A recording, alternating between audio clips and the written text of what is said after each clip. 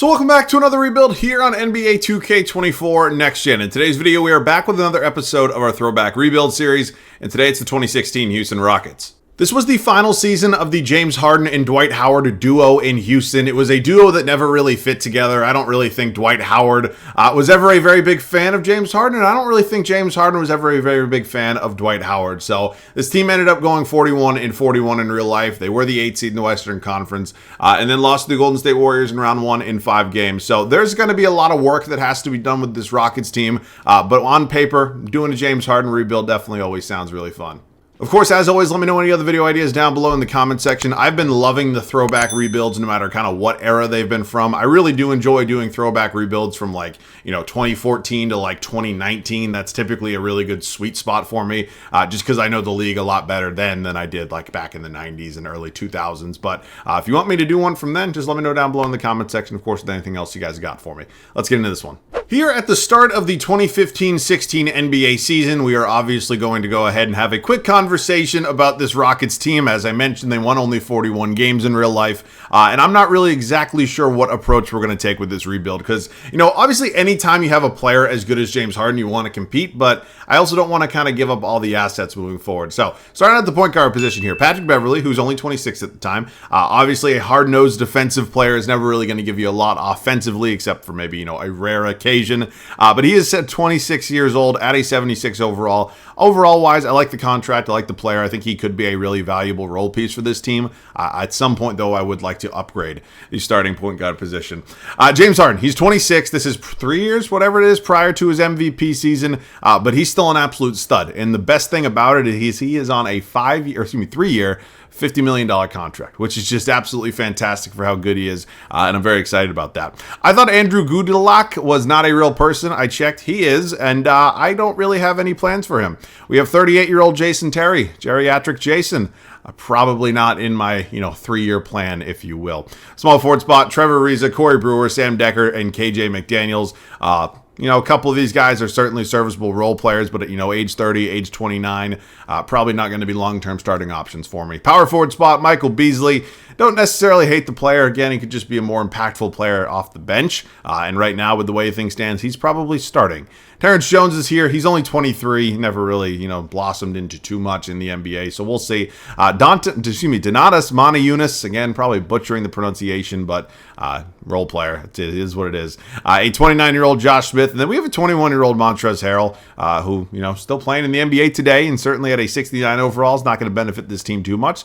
So I would definitely like to see him develop a little bit. And then the center spot, as I mentioned, this was Dwight Howard's third and final season in Houston. The fit with Harden was never great, even though maybe on paper it should have been. He's 29 years old, has a team option after this year. I don't know if he's actually supposed to have that, but it probably won't matter because I think I'm going to be trading him immediately. Then we have a 21-year-old Clint Capella, who ended up being the Rockets center for quite some time. So I'm going to get into some deals. Again, I don't know if we're going to be as competitive as maybe we could be in year one, but I'm thinking about a long-term plan right now. I like this trade with the Golden State Warriors quite a bit. We're relinquishing 1 year of control of Dwight Howard for Draymond Green, who's 25, and Andrew Bogut, who is 30, but on a multi-year contract. So, it really feels like a smart deal for me. We're kind of killing two birds with one stone. We're getting our team better in the long run, and we're taking away a really good player in Draymond Green from the eventual dynasty Golden State Warriors. So, this is a deal I'm very excited about. Ultimately, not giving up a single draft pick and getting 2 new starters on this team is something I'll always take. A trade here with the Indiana Pacers is going to see us land George Hill. He's 29 years old on a 2-year, $16 million contract.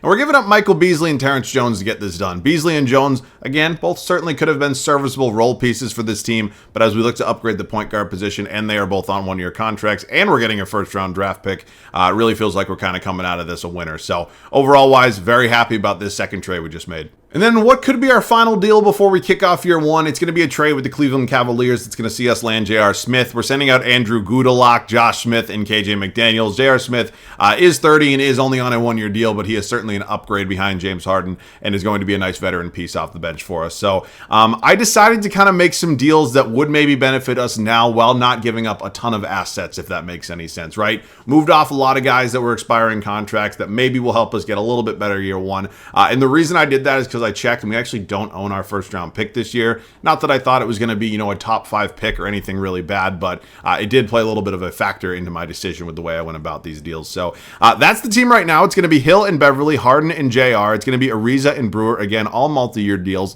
Kind of the main reason I'm doing this right now. Draymond Green, Montezumas, who is on a multi-year contract, is going to play just because Montrezl Harrell is such a low overall. I'll sign somebody out of free agency and send Harrell down to the G League. And then it's going to be Bogut, and I'm actually going to play Capella. We know what he turned into. Still a solid NBA center today, so I'd like to develop him as much as possible. Let me go ahead and sign a free agent. Let's set the rotation. I lied. I have one more deal. We're sending out Dantas Montezumas and over to the Atlanta Hawks for 2 first-round draft picks. You'll see why I'm doing this in just a second. Well, it's actually 1 and then a protection backup.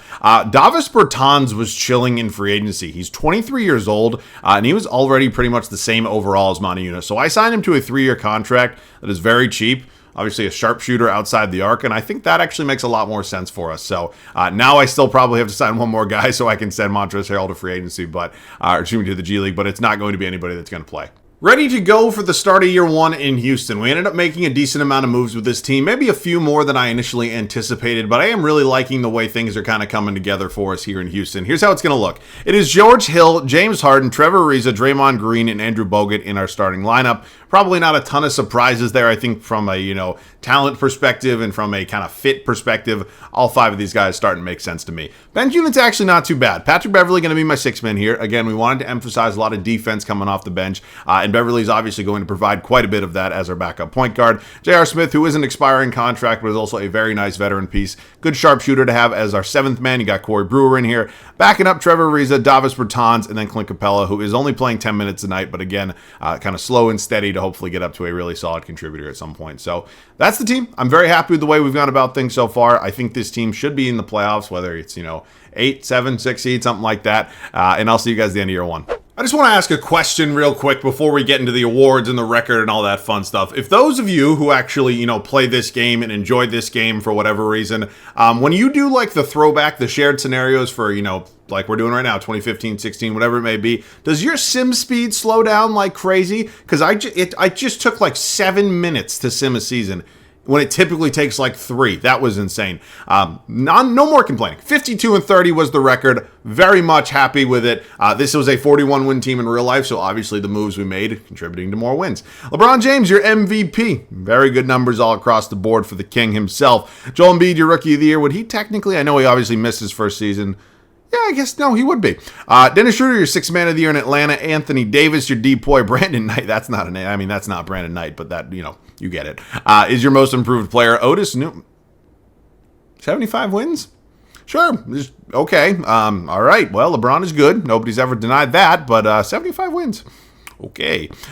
We are the 3 seed here in the Western Conference. We're going to have the Memphis Grizzlies in the first round of the Western Conference playoffs, and I am pretty excited right now. I mean, again, what is this? What are the fucking Avengers here? No, there's literally nothing different. I took away J.R. Smith from this team, and there's like legitimately nothing different. But no, they just win 75 games.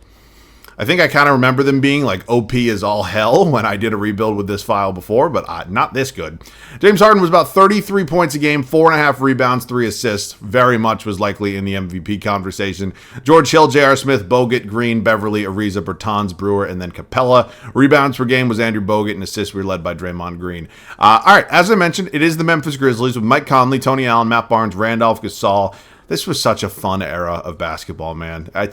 Just takes me back. It really does. Different time. NBA just felt different back then. I don't know when it switched, but it switched at some point. We're up 3-1 on Memphis right now. They were fighting back a little bit. Okay, we do win in 6. Now it is time for the Golden State Warriors, who this is still pre-Kevin Durant, and obviously we went ahead and made a trade for Draymond Green, but the Splash Brothers are still here. Now Dwight Howard is still here. I am curious, how did he perform? Okay, that didn't really blow me away, and I understand he's not probably shooting a lot of them, but why is he shooting any at all? Come on, Dwight. All right, it is time for the Western Conference semifinals. They are probably going to beat us because they are a better team, but okay, well, hang on a damn minute. Oh my God. We're in the West Finals. We're in the West Finals here in year 1, and it is us in the Los Angeles Clippers, who have Chris Paul, JJ Redick, geriatric Paul Pierce, Blake Griffin, DeAndre Jordan, got Jamal Crawford, who people do not credit Jamal Crawford for how good he was back in the day. No, they do not. Go look up some highlights. Dude was fucking nasty. All right, we quickly take games 1 and game 2. They win 3 at home. They win 4 at home. we go up 3-2. We're in the NBA Finals. We're in the NBA Finals in year one. And what do we get rewarded with? The 75-win Cleveland Cavaliers, who, if you take a look to the right-hand side of your screen, have yet to lose a game so far through the playoffs. So we went over their team already. Again, it is LeBron and Kyrie, Kevin Love, a fantastic trio with a really solid supporting cast. And that supporting cast, let's be honest with each other, most of the time, I don't want to, that's disrespectful. Not most, I'm going to say most of the time looks so good because of LeBron and because of Kyrie. But I think we're kind of underselling how good some of these players really were. So I'm just going to leave it there. Timofey Mozgov, no, he was not good, though. He was not good. Lakers found that out the hard way. It is a safe assumption we're not going to win this series. We get swept. The Cavs go 16-0, and LeBron averages a 35-point triple-double in the finals. That might be the most ridiculous stat line I've ever seen in my life. Okay.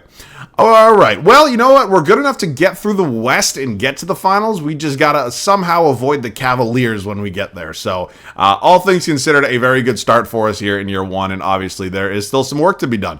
You see all the, historic legends there retiring. We're going to change the logo and floor of the Utah Jazz, logo and uniforms of the Sacramento Kings. All right. It is draft lottery time. I am very much confident. Oh, wait. Detroit. Where did that come from? Did I trade for it? It's probably protected. There's got to be a protection on it, right? There has to be. It lands at number 4, so we'll have their pick next year in all likelihood. All right, staff signing here. We have George Karl was, no, he wasn't. No, George Karl, what? No. George Karl was never the head coach of this team. I don't think so, right? I don't think so. No, I don't think so. He has 1 year left on his deal. I'm going to be honest with you. With those ratings, I'm probably just going to hire somebody new next offseason anyway. So although maybe we overachieved for, considering where expectations were, I would rather be 1 year too early than 1 year too late. I think that makes the most sense out there. So looking at some names here. In this scenario, Mike Stauffer is actually an assistant GM, so probably not going to be in the conversation for guys who could potentially be our new head coach. I have no idea who Antonio Harper is, but I like the offensive and the defensive ratings quite a bit. Lucas, all-time fucking name. Your parents must have been bored. Obviously, George Karl here. You got Luke Wallace, Nate McMillan. Not a lot of great head coaches here, to be honest with you. Ooh, Rick, these ratings stink. Are you kidding me? First of all, this is disrespectful to Rick Carlisle. We're like 4 or 5 years removed from him, coaching that team to a championship over the super team Heat. That team being the Dallas Mavericks. But come on. These are really my Mike Woodson. This is what I got to work with here? All right. Well, you know what? I don't know a lot about Antonio Harper, but he is certainly the best option we have seen, and he is going to be my new head coach moving forward. So now we are heading up to the draft, where I'm pretty positive we don't have our first-round pick, if my math or maybe my memory was correct, and we do not. So we'll skip over. This is the 2016 draft. This is Jaylen Brown, Brandon Ingram, Brickleberry Simmons.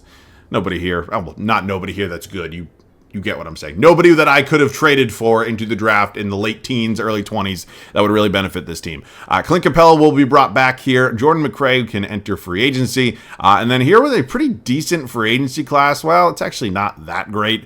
Obviously you got LeBron here, who's going to have some severe interest. But, Pau Gasol, Dwayne Wade are certainly good players. Same with Dirk. They're just old. Mike Conley is here. So I think our, plan right now, as things kind of stand, I think our plan should be to kind of work the trade market a little bit more. Okay, we just finalized the deal with the Brooklyn Nets that lands us Brook Lopez. It was a deal to upgrade our center spot. I thought Andrew Bogut did a fine job for kind of what we had, in terms of expectations for him in year one, but Brook Lopez is certainly a long-term upgrade for us. We're hitting up the Milwaukee Bucks and seeing if they'd maybe trade me Chris Middleton. He'd be a nice upgrade at my small forward spot, and honestly, in terms of age with Corey Brewer and Trevor Ariza, I'd certainly prefer Middleton. So I'm offering them both in this deal strictly because I didn't have either of them in my long-term plans. And that's all. Okay, well, that was actually a lot easier than I thought it was going to be.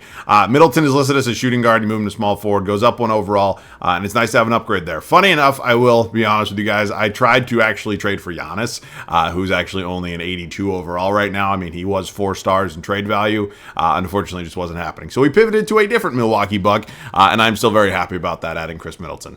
Let me tell you something real quick. Kemba Walker's statistics, like his points, rebounds, all that stuff, does not match his overall. He is an 82, as you can see, and just take a look at his numbers kind of all across the board. Now, obviously, he does a lot more scoring than anything else, but he'd be a nice upgrade at this point guard spot, and honestly, somebody that we probably don't have to give up a ton for. So, George Hill filled his role well, and although maybe many of you consider me a little crazy for not blowing up, but changing 3 out of 5 starters on a team that was just in the NBA Finals, I think it is going to be smart, as I mentioned earlier with our coaching search, better to be 1 year early than 1 year late. So how about we add Kemba to this team? I have some draft capital. I want to hang on to the Pistons pick just because it was projected to be number 4 overall this year, and I'm not saying that will be the case again, but it's certainly possible that it's, a lottery, if not a high lottery pick. So right now, obviously, have to do a little bit of work on the bench. Clint Capella is still going to back up Brook Lopez. We obviously signed Bertans in year 1.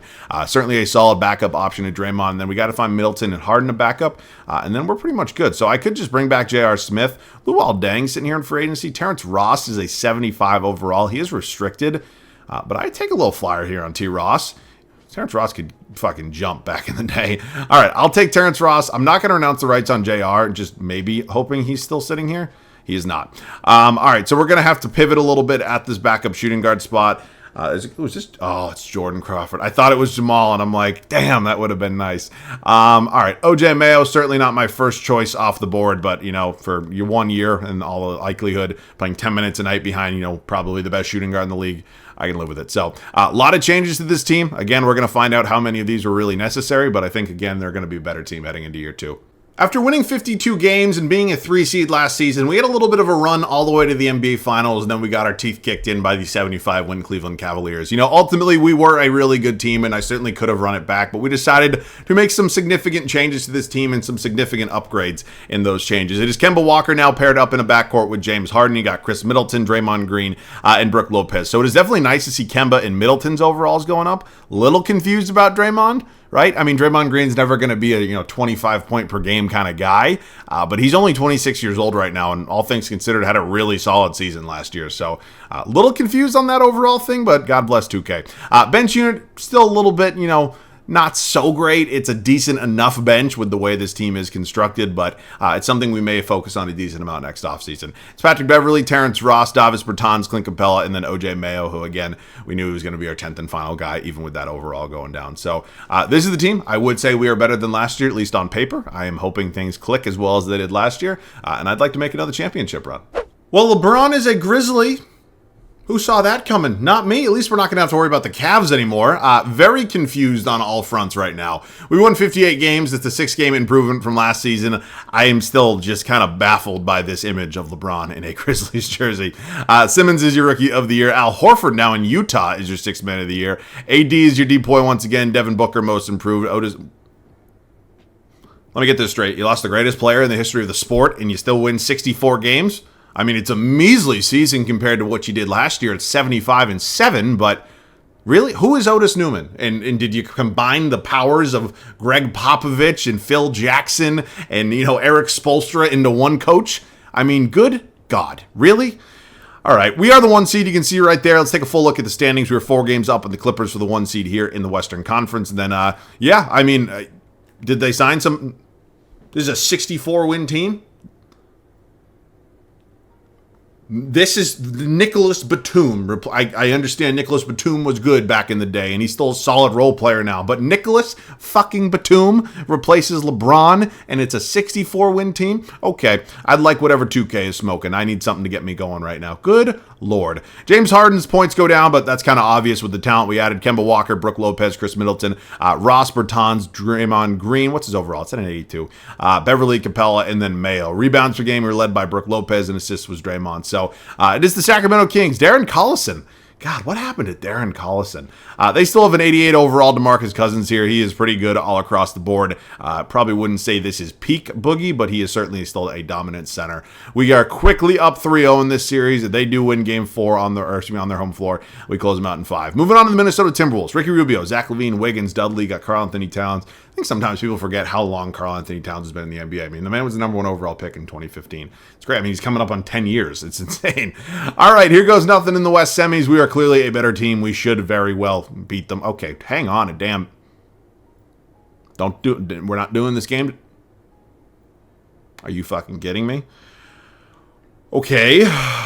I mean, Harden showed up. Well, I mean, maybe not as much as I kind of wanted him to. Kemba, Middleton. Yeah, I mean, nothing here is like a crazy, outlier. I mean, Harden's points are down a little bit. Kemba's points are actually up. Same with Middleton. Lopez went down a few, but yeah, I don't know. I mean, I guess the 5 seed, kids there in Minnesota. This is how you know 2K is unrealistic. I mean, what the fuck?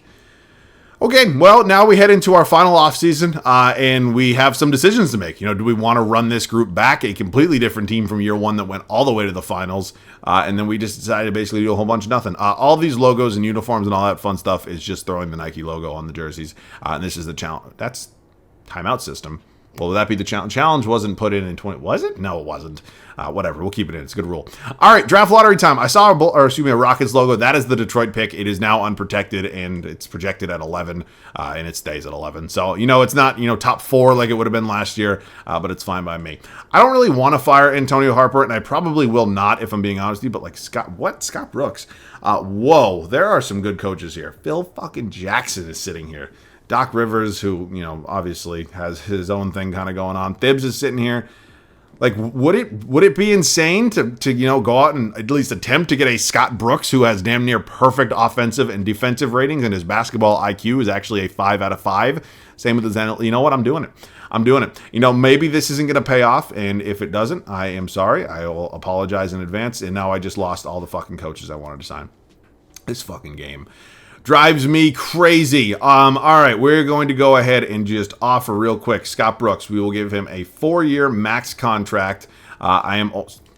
Seriously, this is what we're going to do right now. I am also going to make the same offer to. I'll give Phil Jackson. I mean, he's Phil Jackson. I mean, maybe the ratings aren't as great as some other guys, but still Phil. And then I think it's between Thibs and probably Doc. I'll probably throw one at Doc. I think the ratings are a little better. So hopefully I get somebody here. I actually have my choice out of anybody. You know what? The ratings are a little better on Scott Brooks, but there's not a soul in history that would rather have Scott Brooks coach their team than Phil Jackson. So, Phil Jackson, welcome to Houston. Maybe he's the guy that can lead us to the promised land. Again, there was no reason I had to fire Antonio Harper, who was our coach last season. It was a good year, all things considered. We obviously fell a little short in the playoffs, but he was still a fine coach. I just wanted Phil Jackson. All right, 11th overall pick. We have 6 in round 2. There are a couple different ways we can go about this. From my perspective, I don't think it's necessarily the worst idea in the world to try to draft somebody and maybe have them as, an 8th, 9th, 10th man on this team, because the 11th overall pick is still something, even though it's nothing too great. This is the 2017 draft. This is Jason Tatum, Donovan Mitchell, all those guys. I don't really know who's going to be sitting here. I'll take a look at the summary. It was Tatum, Markkanen, Ball, Mitchell. Mitchell actually fell to 4. All right, because just spitballing, I'm assuming in a redraft, Mitchell probably goes number 2 pretty easily. Maybe even number 1 if you prefer him over Jason Tatum. I don't. All right, so like De'Aaron Fox is sitting here. Again, I know we have like Patrick Beverly at our backup point guard spot. I feel like De'Aaron Fox is probably the right pick. I mean, there are a lot of decent NBA players here. But yeah, De'Aaron Fox is going to be my guy. So I don't know if that means Patrick Beverly's time here is over. It very well could, but I like De'Aaron Fox. He's obviously a star in today's world. So Clint Capella also coming back. Good to see that overall going up. And now we enter a free agency class where it doesn't really appear that we have too many free agents. Yeah, so, I mean, let's just take a look at this team. I still think it would be smart to make at least one upgrade to this team. I don't really know where that is going to be, but I'm going to try to find one. I've tried about 15 different trades, and I'm hoping this is the one that finally goes through. This is like the 3rd trade offer I'm going to try for Kawhi Leonard, and although I would love to keep De'Aaron Fox on this team, he is a rookie. Patrick Beverly is technically a higher overall. Like, if it was year 1 and I just drafted De'Aaron Fox, no way I ever trade him, but ultimately Kawhi Leonard is a serious upgrade over Chris Middleton, even if in terms of value it might not say it. The overall is better. Kawhi is obviously, he's a better player. So I actually tried to make multiple trades as well that included Draymond Green, not for Kawhi, but they weren't going through. So now we turn to De'Aaron Fox being included in a deal. Not necessarily the way I wanted to go about it. I would much rather move off of Patrick Beverly, but it's just the way you kind of got to go about it sometimes. So Kawhi Leonard, hopefully, welcome. Thank you. Oh my God. Obviously a blockbuster deal. Very excited to have Kawhi Leonard here. And now my only thing I got to figure out is who's my new backup shooting guard. So that's just kind of where we're at. Not an elite option. I mean, it's better than last year, but Tony Allen's 35. There's no way I'm signing him. He's just going to regress like crazy. Let's see. Do I maybe bring George Hill back? I might. Michael Carter-Williams also sitting here. George Hill's 6'4". What happens if I move George Hill to the shooting guard spot? I mean, again, maybe not the best fit in the world, but I mean, if I just sign him, I mean, the 6'4", a 3-point shot, what happens? I'm just genuinely curious. Yes, it is funny to have George Hill and Kawhi Leonard on the same team.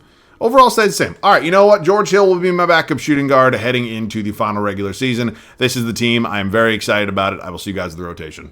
We have reached the point in the video where it is officially championship or bust, and I do not want to go bust. This team is just way too good. We have way too much talent. to not win at all. So here's how it's going to look. It is Kemba Walker, James Harden. We obviously made the big trade to add Kawhi Leonard to this team. Hopefully that doesn't come back and bite me in the ass. I'm actually surprised his overall isn't a little higher and he's not really developing, but that's neither here nor there. Still got Draymond, who's just been chilling at an 81 overall for a little while now. Very confused by it, but it is what it is. And then Brook Lopez. The bench unit, maybe not as strong as I was hoping, but ultimately when we went all in and made the Kawhi Leonard trade, we didn't have a lot of assets to move to improve the bench too much. But it's still a solid group. George Hill, Terrence Ross, Patrick Beverley, Clint Capella, and Davis Bertans is our 6 through 10. So like the team a lot. Obviously brought in a third head coach as well here in Phil Jackson, one of, if not the greatest in the history of the sport. So hopefully he can help lead us to the promised land. I will see you guys at the end of the final regular season. 3 straight MVPs for LeBron James, his second straight in a Grizzlies uniform, but more importantly, we go 72-10, which is obviously fantastic. And we are just in a spot right now where we hopefully should be winning a championship. Fred VanVleet, Rookie of the Year. Wasn't he? Because he started the year or his career in the G League, correct? That's funny. Ricky Rubio, your 6th man of the year. Anthony Davis, 3 straight D-points. Karl Anthony Towns, most improved. And Phil Jackson, getting it done. Phil in 72-10, baby. Let's fucking go.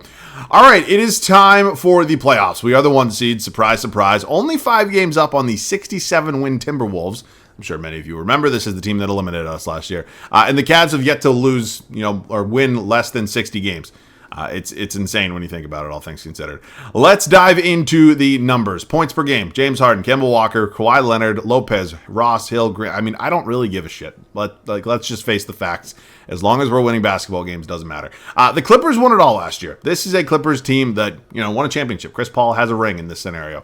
They are now an 8 seed. I think we are a better team, but you, of course, cannot deny the experience they have and get the fuck out. All right, Western Conference semis. Utah Jazz, Dante Exum. Yeah, I mean, there's certainly a decent amount of talent here. They don't really move me. I'm not going to lie to you. Thank you. Now it is LeBron and the Grizzlies. We avoided them up until now. They have Rookie of the Year. They have fucking LeBron. They have Marc Gasol, Zach Randolph. They're very good. They are very, very good, and I expect a dogfight. We are 2-1 with them right now. Go up 3-1. We close them out in 5. Close them out in 5. We are now in the NBA Finals, and oh my God, we avoided the Cavs. We get the Wizards here. Okay, these John Wall teams were fun. Back when John Wall, was in his prime, he was a dangerous player. People do not remember John Wall like that, and I hope you do, if you're old enough to, because John Wall was a fucking bucket. There was a very long stretch where he was like the fastest fucking player alive. It was insane. All right, we're up 7. I'm gonna try not to choke this. Just under 3.5 minutes to go here in DC as we are on the verge of our first championship of this video, which would obviously be fantastic. And how did I not get that? Okay, Kawhi Leonard, hound him. I don't really know what's going on. This game is still, I don't know what I'm doing. This game is still within reach. Okay, is that Jason Smith? No, it's Jakob Poeltl. I don't know why I saw like a bald white dude and I was like, that had to be Jason Smith. All right, we are just going to blow by everybody here with, I don't know what I'm doing. I'm getting way too ahead of myself. This is why I don't do gameplay, but you sickos love to watch me struggle in here, even though you know damn well I'm not good at it. Al-Farouq Aminu is just blowing by James Harden, and we're in a 1-possession game. We are, 16, James? Closeout game on the road, potential sweep in the finals, and you're giving me 16 here? All right. Harden, 3, give me it. Bang, let's fucking go. They take a timeout. We extend it back to 6 points, and obviously feeling pretty good right now. We are pretty happy with the job that we've done. Well, we're happy with that possession. Nothing else. I got to make sure all the starters are in the game. I honestly didn't even look, so let's just do this one more time. Starters are in the ball game, and we are probably, 2 stops and 2 buckets away from being able to sim this thing out. So, yeah, I guess let's just chat about the James Harden era in Houston. I think back to that game against the Warriors in the Western Conference. Was it the semifinals or was it the Western Conference Finals? What was the game 7 they missed all those fucking threes? The 23 threes or whatever the hell it was. I thought that was the best year, or the best chance they had at actually being able to, make a championship run. Obviously, the James Harden Rockets never ended up making a finals, mostly due to the Golden State Warriors for just being an absolute dynasty and an absolute powerhouse through the mid-2010s and obviously on to 2022. I don't want to talk about it. I don't want to talk about 22. No, man. These teams were really good. James Harden obviously won an MVP, and I think back at them and smile. I think back at about every team from, the mid-2010s on, and have a good smile, because honestly, I know I mentioned this a little earlier, but something about the league felt different. I saw like a clip today on Twitter. I think it was a TikTok originally, but just going around of when the Cavs came back from being down 3-1 against the Warriors.